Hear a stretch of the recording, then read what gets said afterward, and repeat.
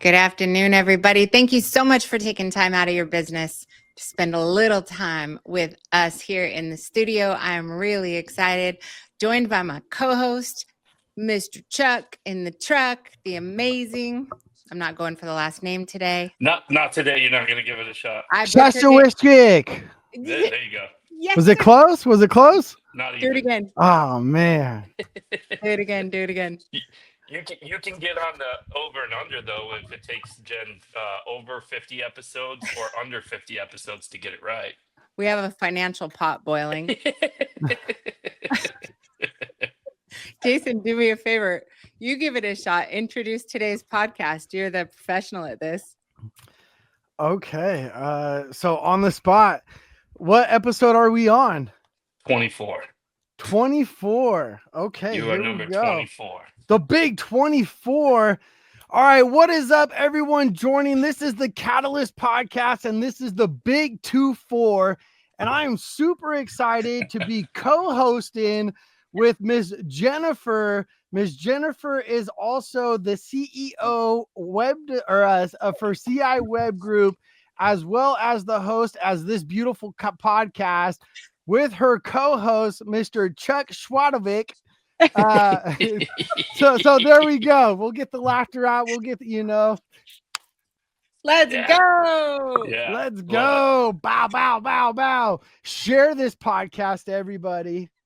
Like it, share it, and stay tuned because we're going to talk about my favorite thing. If you're in the HVAC or trades industry, summertime is here, and it's my favorite time of year, right, Jason? Like everybody waits for this time of year, right? I'm looking at my phone weather, and just to let you all know, I mean, the weather here today in Northern California where I'm at, it is triple digits, 100 degrees today, 100 degrees tomorrow. And then it stays in the 90s. So I always tell everyone, you know what it smells like? Smells like money. Let's go. Yep, Every day you got to wake up and have the mindset that you're unemployed, right? You got to go out there and go get it. That's 100%. Absolutely. I've seen you do that from day one. You, my friend, impressed me from the moment you decided to kick off your home services business. I've seen you on the road. We've been on the same stages. I've seen you at events for years and years and years. And then the moment you decided to launch that business, I was like, this man's going to do it right. This man's going to start with hustle. Hey, absolutely. Right. I would say I'm the master of the hustle. Six years now, being on the road over half the year, 150, 170 days. That's a grind. That's a grit. But what Ms. Jennifer was talking about, creating something special. Everywhere I go, I'm creating something special in different states, different markets.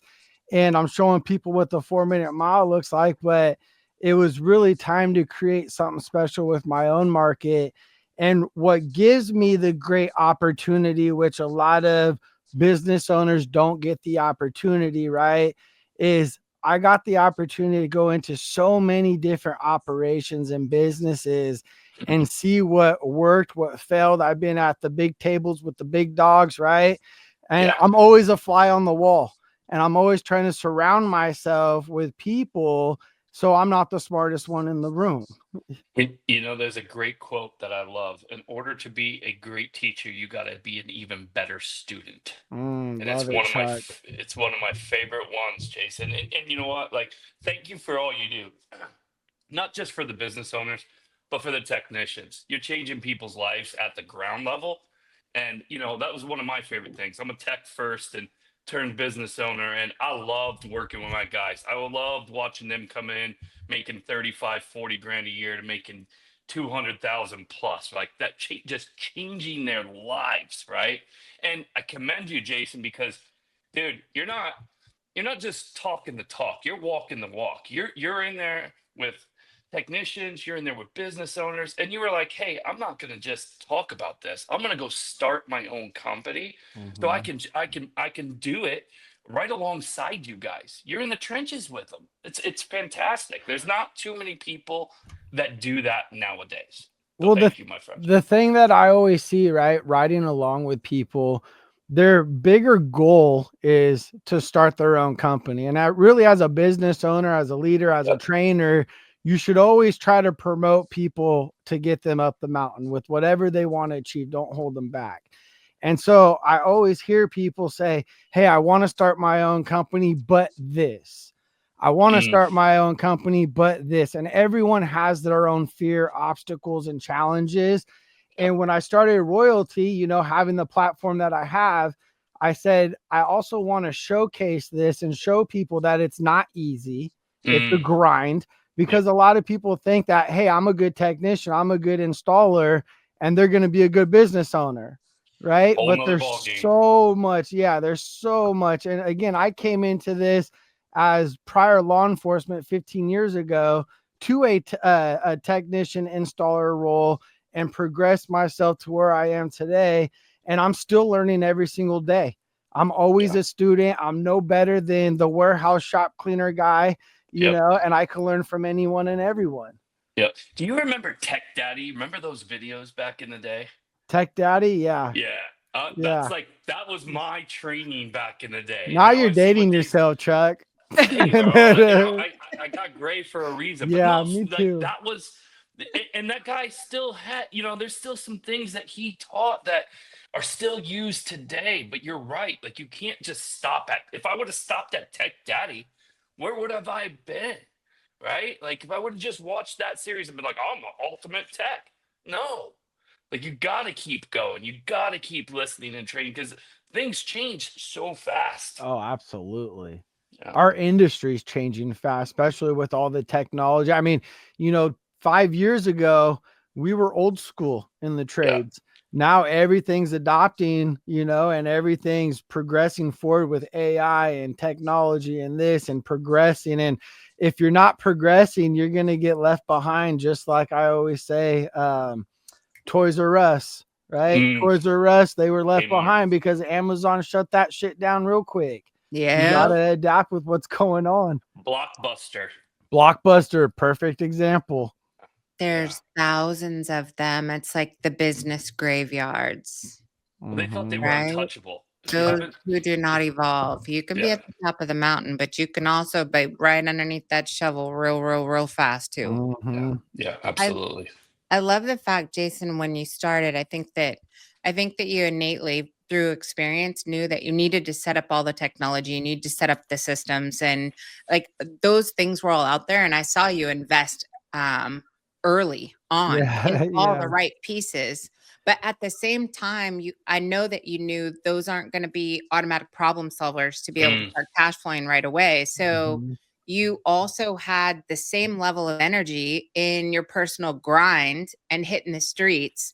Like, I think a lot of business owners struggle with that. They think I can launch. I just got off the phone with a franchise owner a minute ago, and I know they spend a ton of money on the franchise. Franchise has no traffic, no nothing. They expect them to go get all their business. Their paid ads are costing them a fortune and not producing. They have no access to organic leads. I'm like, girl, you're going to need to buy some Nikes. Like, that peg man.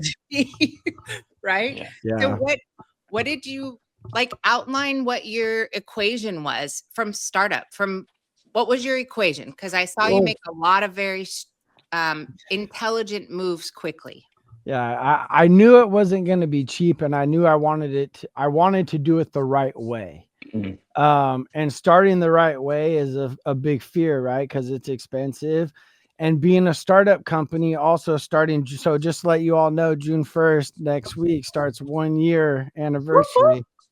Let's go. But starting off, especially hitting summer, I mean, I'm in Sacramento, so I'm in a big ass market. And when I say a big ass market, like there's multiple companies doing 100+ million. Like I am a little tadpole swimming in a freaking big pond. Okay. Yep. And so what I had to do was make my little company, me, one guy in a truck starting off the month of June, like a multi-million-dollar operation. Yeah. Right. We had to find out what type of CRM program we were going to use. We had to find out what type of website we were going to design, so we had a good landing page. We had to find out what our truck wraps and our design and logo was going to look like. But before all that, you really got to understand the foundation of the company, which is what I always tell companies when I go into their on-sites is, what is your core values? What is your mission statement? What is the bigger picture of what you want to do within the community, right? Like, we all have this platform that, yes, we do HVAC as a service to the community, but then also what can we use that platform to also make a bigger impact within the community, right? How do you become neighborhood famous or your own market famous, right? Yeah. It's not, and I always say, it's not that you want to own your market, you do, but in order to own your market, what do you got to do? You got to own one neighborhood at a time. So what Miss Jennifer is saying is, when I go out, right, my team, we're like a bunch of minnows in the ocean. And when we're installing, we might have, it might be an easy install, but we'll bang it out. But I'll at least have 3 trucks there. The streets flooded. I got yard signs. I got our sandwich boards. Our guys are driving the streets in the neighborhoods just so they could see traffic. Like, damn, that's the 3rd or 4th time that I've seen them in our neighborhood today, right? Like, I'm trying to be strategic. When I bought our vans as well, I didn't want to have just one big van and have all 3 of them the same size. I wanted to be strategic, and I wanted to have a truck. I wanted to have a big van and a small van.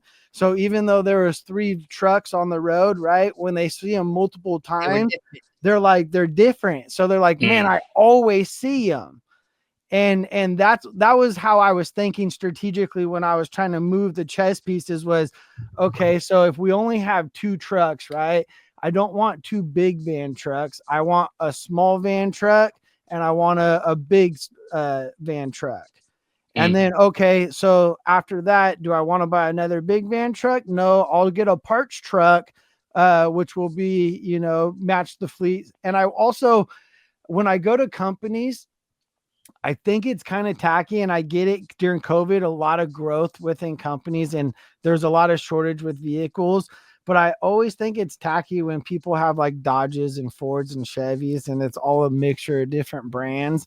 So, not that I'm a Ford guy, because I'm not, but I always like Ford for fleet cars. And so that's what I wanted to get. So I'm making sure that all of our cars are the same fleet, same model, everything matches. And like I said, just trying to look like that multi-million-dollar company, even though you might be that one gentleman guy in a truck. Just perceive yourself much bigger. Yeah. Yeah, right out of the gate. But you guys didn't stop there. I saw you personally, like you ain't got no shame, and no job's too big for you, because I saw you on the street, every job, not just in the house that you sold the job in, but in every neighbor's house as well. Yeah. Trying to get in there, door knocking is absolutely a must. I always tell companies, what are you doing to create opportunity? For those of you that are just commissioned, because there are some that are just commissioned, probably listen to this. When I started the podcast, right, I said, every day you wake up, you should have the mindset that you're unemployed. What does that mean? You got to go out there and go get it. You got to go create opportunity. And I think that was really the upside when I worked for companies, is I was never the guy that wanted to wait for opportunities for my company. If it was slow season, I was the guy that was always, banging the pavement, creating my own opportunity. If I was driving, now this was being a shark. Okay. And this was the guy that I was when I was in the field. If I was driving home and I saw one of my competitors at a neighbor's house or someone in my community, right? And people have different sayings about this. This is wrong. This is good. But my mindset was, if they did what they were supposed to do as a technician or a comfort advisor, which is close those doors, make that homeowner feel comfortable, they shouldn't give me a call. And it didn't work every time. But as I'm driving home, I might be a mile and a half, maybe 2 miles from my house. And I'll see someone, right there, boop. And I'll just pull up and I'll knock on the door real quick, and I'll hand them a business card and say, hey, my name's Jason. I was driving home. I actually live in the community. I love to take care of the community. No rush, but if you do have any questions after the technician leaves, feel free to give me a call. And sometimes they would take it, or they would say, oh, no, I'm good. They're here taking care of the problem. right? But if they took my card, a lot of times I'd probably say 80% of the time they did call me for that second opinion. But again, I didn't feel like there was anything wrong with it because my mindset was, hey, if they closed all the doors, they should be able to earn their business the first time close, right? Because if they had the mindset that they didn't close it first time, well, the opportunity of you getting into that house is less than 10%. And if you think about it like this, you know how many times I had my neighbors, I just replaced my system. I forgot that you did that. Mm-hmm. You know what I mean? So like, I'm just checking on a neighbor, making sure you're okay. If you're good, you're good. But if not, here's my number. Make sure you give me a call. Yeah, it's pretty crazy. I live in a community. I'm not on like acreage or anything out here in California like you all Southerns are. So jealous. But in my neighborhood right down the street, I actually have two other HVAC guys that live right down the street, 3 houses down. A big company is one of the managers there. And then on the other side of the street, another owner of an HVAC company. So it's just funny because it's like, okay, who's going to get the business this summer? And I've only been in this neighborhood for about 1.5 years now. So, but they all know what I do, that I'm a trainer, that I go out. Let me throw this out there. So for anybody who's listening, who happens to have whatever kind of judgy feelings going on, cut it out. Cut it out. How about that? Stop it right now. Try it and then judge it. Yeah, I'm going to say stop it because as an entrepreneur, with hundreds of employees, I would rather have somebody that breaks all the rules and takes action after action after action and be able to pull back the reins than the number of people that you will likely get. You got a kick in the butt to even think to do something outside of what they've already been told. So I just want to be cautious because I know that people make judgments really, really, really quick. Like break the freaking rules. Hold on, Jen. You can simply just say, I deal with my clients on a daily basis. I'm doing everything I can. And I go, oh, really? Are you? Are you knocking on doors? Are you going to a house where your competitors are and having these conversations? Hey, I'm telling you, doing everything. And why is it all up to the owner? You that story wasn't about what you did right now. That story was about when you were employed and working for someone else. What employer wouldn't love someone that freaking took that time and initiative to help build the business and step out of the job description and into something that helps the company grow? I'm impressed. And another thing that you said too, Jason. So I'm from Salt Lake, right? So my company was called All Hours. You know who my biggest competitor is, right? Right. When I started the company, there's a strategic reason why I called it All Hours. I would, from probably a month, 30 days in, I would get phone calls saying, hey, I saw your TV ad. I saw your radio, or heard your radio ad. And I'm like, yeah, I'm not on TV or radio. That's smart. But not a lot of owners think like that. And it doesn't mean you have to do it before you start. Where can you start right now? If you've been in business for 10, 20, 30 years, where can you start today to think differently? And what other improvements can you do on your business right now? Well, and that's why I also like showing that I'm hitting the streets, that I'm door knocking, passing out door hangers, right? Because people always put me on this platform when they meet me. And I want them to see, and a lot of the times they think they're above door knocking or canvassing, or hey, as a service technician doing the 6-pack, right? Just six door knocks every single time you hit an appointment. But they think they're above that. So if they could see myself going out there, and when I go out there, y'all, I'm out there for like 3 hours, pass out. I figured that I pass out about 120 an hour. So I could get close to about 350 in about 3 hour span. And after that, you get drained, well, you're right? Getting exercise. And you're getting, I got I got my watch on right now, but I got my smart watch, right? I'm counting my steps and I'm like, man, I got some good exercise in today. Also, we're canvassing the neighborhood. So we got our sandwich boards, which I didn't create this. I saw this on social media and a lot of people are giving me credit on it, but I forget who it was, but they had a sandwich board in front of their truck. And I'm thinking, man, all the big companies out there have cones, safety cones. And I go, that does zero marketing, but oh my goodness, look what they just did. Like, Yeah. I get that everybody knows we do free estimates, but it's planting that seed that, oh my goodness, summer's around the corner. They're in my neighborhood. It's planting the seed, right? Yep. It's letting them know, hey, we're here. Also, man, when you get those things out in the street too, how many cars pass by? It's like having one of those stop my kids playing sign out. Everybody stops. Everyone looks at the sign. Like it is really good. We've owned neighborhoods by doing that. Your sign, I shared your sign when you posted it, and one of my other clients picked up that sign, and they were having some issues with their children. Anyway, they took their kids on their appointments for a week with that sign when they got it, and they put a lemonade stand right next to the sign. So smart. And the kids were giving away lemonade with their tune-ups. So like, here's the thing too, right? It's not about being obnoxious. It's not about making people mad, right? Like I ran through something with a client the other day. He's having a hard time. He's like, I'm doing everything. I'm like, you're not doing everything. Let's run through a few scenarios, right? And I told him, I said, why don't you just go out to your community, right? And take a pressure washer and offer to spray out the garbage cans, right? Just say, hey, I live in this community. This community's always taking care of me. I want to give back to the community. We're going around and we're spraying out garbage cans. You don't need a tune up. You don't need I'm just here to spray out your garbage cans.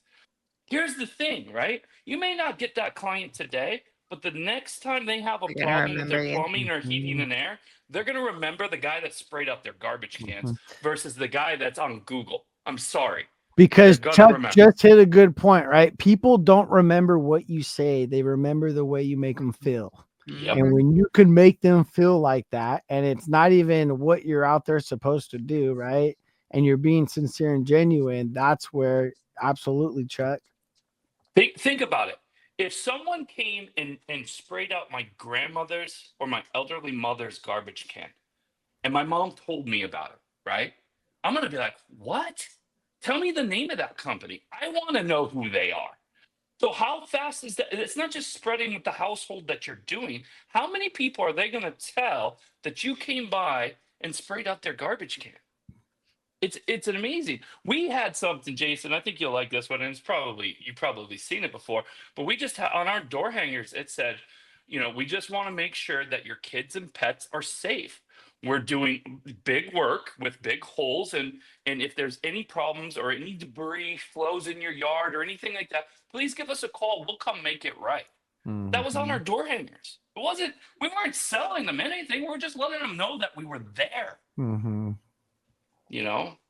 Smart. Jason, when you also organized something that was with a nonprofit. How did that work? What did you do? Yeah. So, a lot of people followed my story and journey last year. Unfortunately, my daughter passed away at 5 months. And so what we did was when we brought her home from the hospital, we adopted her, and she didn't have anything. She was about 3 days. She was a preemie, but she was 3 days at the hospital with no love, just the basics, diapers that fit her, clothes, blankets. So what we started was the Mac Attack Foundation. And what we do is we go to St. Mary's Hospital. We go to Kaiser and Sutter Hospital. Those are the three big ones that we hit. But every single month, we make care packages for these babies that are in the system that get born in these hospitals. And so every month we deliver these packages. But then the big thing is every month we want to bless, or sorry, not every month, every year we want to bless a family as well, part of the Mac Attack, and sponsor and pay for their adoption as well. So those are the two things that we do is we give back monthly by building baby care packages. And they're beautiful care packages too. And all the way to once a year sponsoring a family and paying for the adoption fee so we could bless a family as well as a child to fulfill, what their bigger mission and purpose is. And then also a new thing that we're taking on this year as well is there's a lot of foster families out there that might be in need of an HVAC system. So once a year, we also want to, through Royalty and Mac Attack, install at a foster agency or a foster home HVAC system 100% complimentary. So those are the three things that we're working on at Mac Attack. cool. And this continues the name of my daughter as well. That's awesome. That's awesome. And again, it's the way that you use your platform, the bigger giveaway, right? That's super important. I can't ask no more questions for a minute. I need you're good. So, you go back to, and you said, you're in this area with these massive companies, right? And the things that you're doing, I want to point out, right? They're incredible. Not just the giving back that you're doing, Jason, but the fact of the matter is you're doing what they're not willing to do, right? And that's like, I mean, it's a key to success, right? Like you got to do what others aren't willing to do. Yeah. And like, think about that, right? Like, nothing's gonna hold you back. Nothing's gonna stop you. You're gonna have bad days, and I'll tell you, my you dreams bigger than my excuses. Yeah, exactly. buddy. Yeah. Exactly. Like I follow your journey, man. And like I said, it's a great story. And the fact of the matter is you're showing by example and you're leading by example. And it's amazing. And it's not a question if you're going to have success. You're going to have it. Yeah. Right. And it's a roadmap. Designing it. Yeah. Yeah. If it's a roadmap, if people would just stop with all the distractions and just say, okay, what works is this. Boom, do this, this, and this. And that goes into my a question that I had for you is like, what are two things that owners can do besides calling you and getting you to come to their shop, right? But what are two things that the owners can do tomorrow before summer to put in place to have an incredible summer right now? I'm going to say first start with know your people. Okay. If you take care of your people will take care of you. And so rely on your people this summer to take care of yourself. Don't be the business owner this upcoming season that's barking orders of what your goals, your missions, your accomplishments are. Because at the end of the day, we got to understand what our people's goals, visions, and missions are. I posted 100%. Something on social media today of a training I did on site 2 weeks ago. And this certain lady lost her husband about 3 years ago. And she posted her board on social media. And it's just touching because people, they don't understand what's possible, right? They don't break down their goals. And I think business owners really got to take accountability on really understanding who their people are. And I'm passionate about that. So that's the first thing is understand, do goal boards, vision boards. So you take care of them, right? And then the second thing is, damn, y'all better have a process and make sure everyone understands a process, but understand it's not too late. Okay. Yeah. Understand that even though it's busy season, don't take away your trainings because that's part of your process, right? And I always tell everyone, when you start taking away from your process, what happens? All of a sudden, you have a broken process when the urgency's gone and you have a broken team and everyone's trying to piece everything back together. And then all of a sudden, what happens? Your culture dies because you have bad fruit. And all of a sudden you have one bad fruit, but with all good fruit, right? And what happens? Everything starts getting spoiled. So that's what's super important. So business owners, understand your people's visions and goals, and then understand processes and understand the customer experience is very, very important. Yeah, I agree. I think on the process piece, there is a process for process management. If you go to school for PMP or if you're a certified project manager, it's research, plan, implement, evaluate, refine. Mm. And that methodology for process management overall, it applies to any business. It doesn't matter what it is, but you're doing your homework, you're getting training, studying, you're researching different systems, you're implementing consistently so that you've got enough time in that process to be able to evaluate the performance.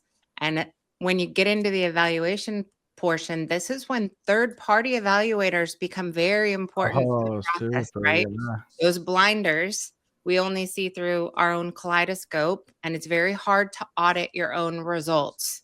So this is when you bring in a Chuck, you bring in a Jason, you bring in a third party that can give you a second set of eyes and a different perspective on evaluating the performance, and then refine and keep repeating that cycle over and over again.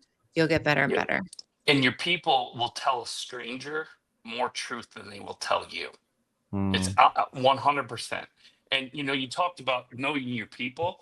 We used to do surveys twice a year. Plus, we had feedback everywhere you went in our building. There was a QR code that people could leave anonymous feedback. We took Very it very important. seriously, very very seriously. But you want to do the knowing your people. How you get to know them is allow them to have that open door and have a voice. Everybody knew, like, hey, you could bring it to us. Doesn't mean that it was going to happen, but we would absolutely listen. And sometimes we got great ideas. More often than not, we got great ideas out of it. We put a policy in place, right? And it was more for those few bad apples, right? They were taking advantage of the company, and we put a policy in place, and it made a lot of people mad.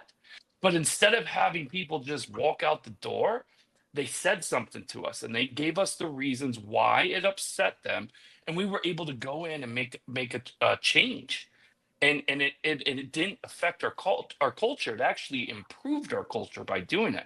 So if you're not doing surveys in your company at least twice a year, highly recommend it. And again, Jen Break makes a great point. You could hire companies to do that, where it is truly anonymous. It's not on a Google Sheets or anything like that. It's truly anonymous. Be prepared as an owner. You better have thick skin, because you're going to hear some things that you don't want to hear, and some things that you didn't know were going on. But that's the time where you can improve. There was a saying we had, is if I don't know about it, I can't change it, or I can't improve it. Right. So by doing this stuff, and look, you don't want to do it right now. You're going into summer, or you do. Maybe there's a chance, company outing and sell. If you get like 80%, 90% participation, throw a party or donate to a charity or something, right? Like, you want your people to participate in it, because they're going to be a part of the change. So I love that you said that, Jason. Thank you. One thing I want to talk about too is now I understand we all go to work to make a profit, right? We want to go make money, revenue. I get it 100% across the board. But also we got to understand that it's summertime and our team gets burnt out. So I had the opportunity to do a lot of on-sites, but one that stands out is, I've gone to Grasshopper for years and years, months and months and months and months. And what I really took from them was, it's okay to take a half day off or a full day off with your team to go do something, to create that team culture, right? So that's what we do is every month at Royalty is I'll take the team either a half day off, a full day off, depending on what we're doing. And we'll go do something fun just to go break away. Just last month, just like I said, it doesn't have to be something we did, took the whole entire team golfing. And so if we start, we do a 7 a.m. tee time, and you only do 9 holes, right? Because sometimes people get tired and they don't want to do the full 18. So you just get in the 9 real quick. You're on your first call by 11 o'clock, and you're able to have fun with your team still. You can strategically position it too, Jason. It's not that you can't do this stuff, right? We didn't have Christmas parties during Christmas. We did our Christmas party in February. Why? Christmas season was frozen pipe season. It was busier than could be. Things started to slow down in February a little bit. So we strategically positioned that party around that.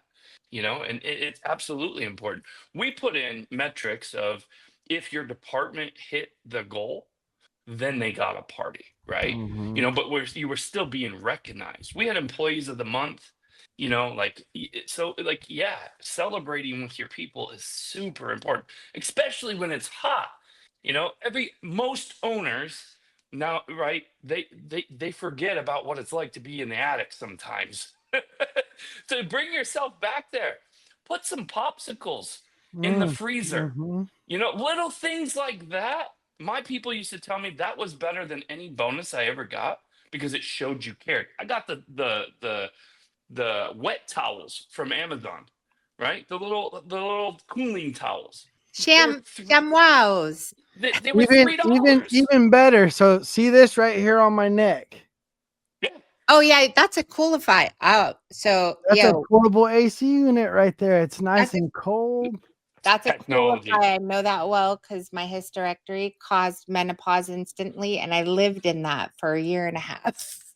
These things are amazing. I mean, I Those had are it. amazing. I do it door knocking up in attics, at the theme parks with the boys, right? I mean, when it gets hot on the plane, that's the big thing because you have no control over that AC on the plane, right, Miss Mhm. Jennifer? And Mhm. so when they got control and they turn it off and you're stuck on that terminal, and you just throw that thing and everyone else is hot and you're just like, ah, thank Dylan. It's the God. little That's a things, though. lifesaver. Go on Amazon, look for Coolify. It's a neck air conditioning system. I see a It is sponsor in our future from Coolify. amazing. I Yeah, could there eat. you go. Yeah, I was heavy into that for a while. I'm better now. I'm better now. Jason, you talked also about don't stop training with your guys. How often are you role playing with your team?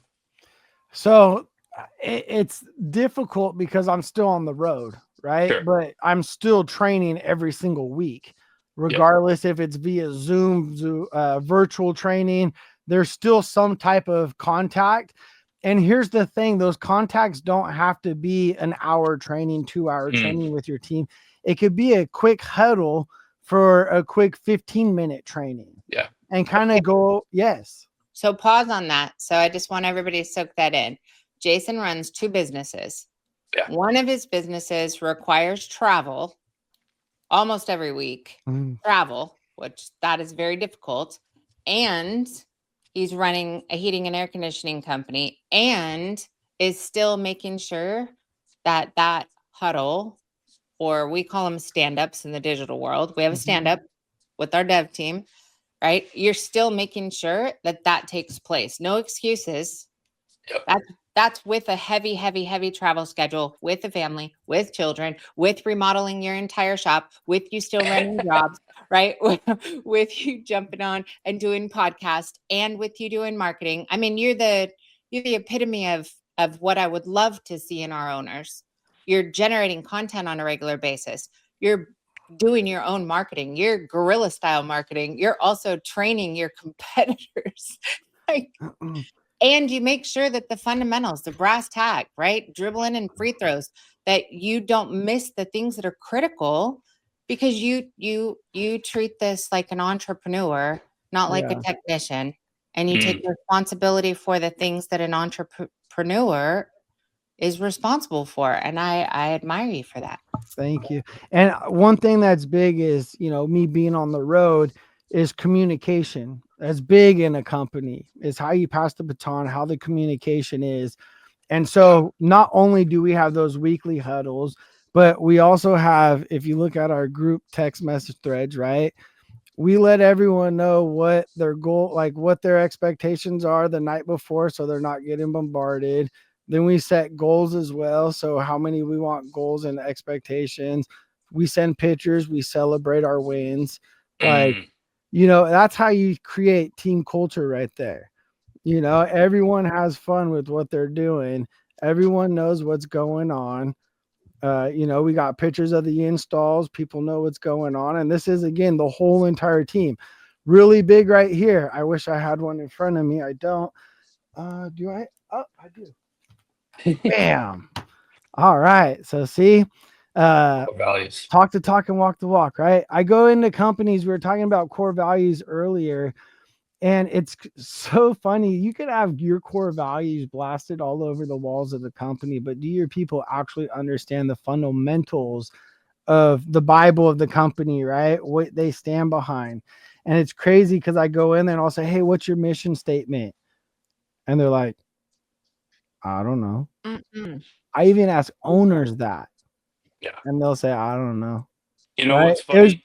Yeah. Go ahead. Go ahead. No, go ahead, Mr. Trek. What I was gonna say is like, so when I rolled out my core values and my mission statement, I was 9 years in business for 9 years. I didn't have them, right?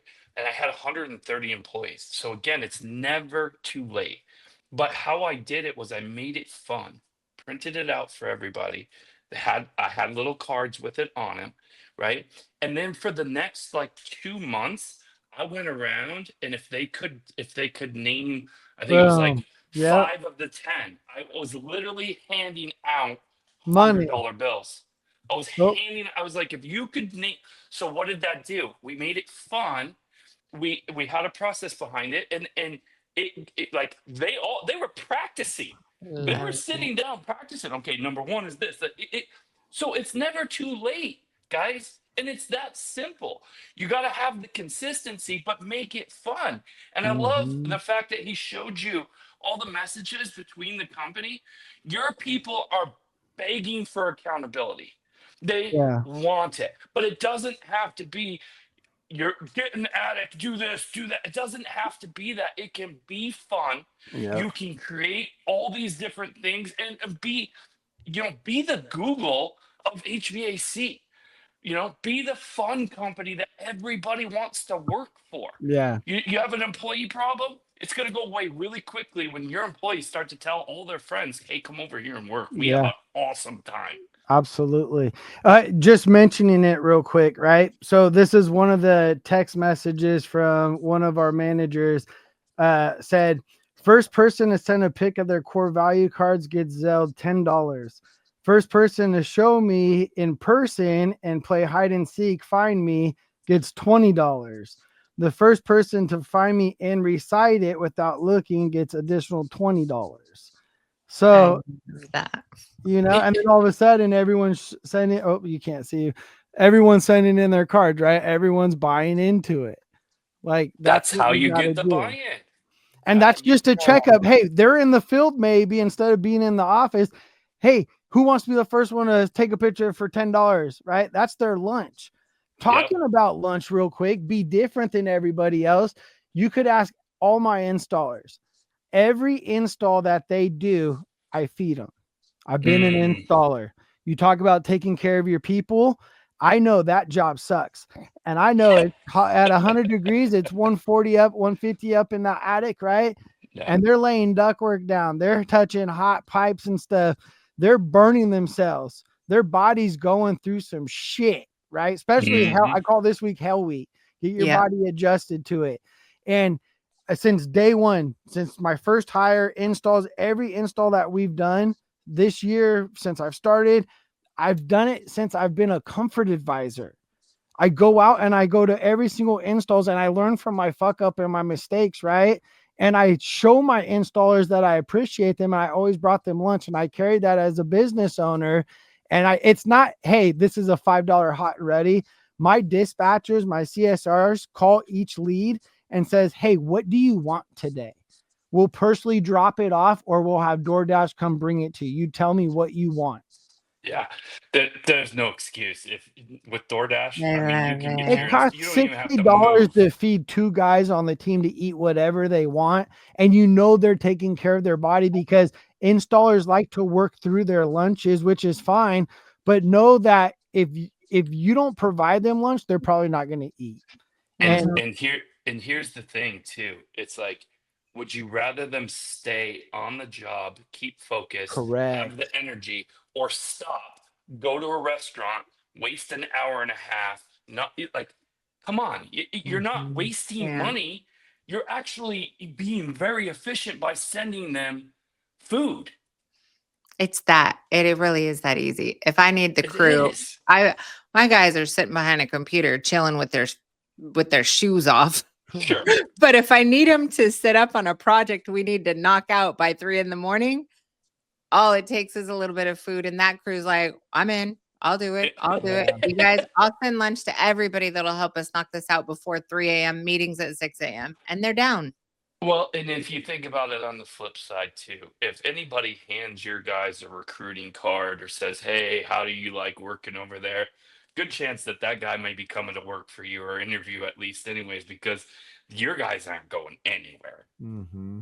You know? Jason, I have a question. I know we're almost at time, but I've seen you. Not only do you do all that, but I've also seen your installations look like my high-tech computer room, what they call it, the lab, with the perfect freaking glow lights wrapped around. I Love mean, the there's lights. like turf on there. I love the lights. Gotta be different. You know, it's kind of like, you know, Kick Charge Dan Antonelli. He's very good at when it comes to branding. Why? Because they stand out. Yeah. And so in my mind, I've always looked at installs as a piece of art. Okay. Yep. And if you look around my office, I have artwork everywhere around my house. I love art pieces. And what do? They sign the piece of art when they're done. Why? Because they're proud of it. And if you line up, just like Dan says, if you line up 10 trucks and you look at them, or 50 trucks, which ones stand out? A lot of them have the white truck syndrome. They're basic, right? There's nothing sexy about HVAC, but we're charging $20, $30, $50,000 for this stuff sometimes. Yeah. So when my systems, you know, when people or my competitors or my clients see them, it's the wow factor. We don't even tell them about the bubble wrap of the closet when we do that, or the attic catwalk. We do a whole nice video, a presentation at the end, and we show them a nice video if they don't want to look at it, because sometimes it's elderly people, right? But it's all about the show. It's all about the whole experience. And what I understand is people go to Disneyland and spend thousands of dollars for what? The experience. And people are willing to pay high dollar if you give them the best experience possible. I want my attic to look like that so bad. You have no idea. When Mike and I saw the video, we were both like, damn, we need to get him out here. I got these 2 gorgeous attics because I had him take out all the insulation and make them all clean and everything. And this monstrosity in there, and it's dark and it's gloomy. Like, I feel like I would like the space if it looked like that. Enjoy it a little bit more. I was literally like, we need to have Jason and his crew come out to Texas and hook up our attics. Like, I feel like they'd turn into a cigar room or something. Yeah, exactly. Yeah. Awesome, my friend. Well, great having you. I could sit here and do this for 3 more hours with you. Definitely would love to have you back again. So thank you. And kick ass this summer, my friend. You got my number. If you ever need anything, please reach out. Absolutely. Take care, y'all. Hey, it's an absolute honor to be a guest. You know, thank you for the invite. To all the listeners out there, just go out there. And when I say dream big, I'll close it like that. There's no mission or mountain that's going to stop you guys, only yourself. Understand that. And there's no obstacle or barrier. Again, go crush it. Make 2025 your year. Let's go. Let's go. Thank you, Jason. Take care, y'all.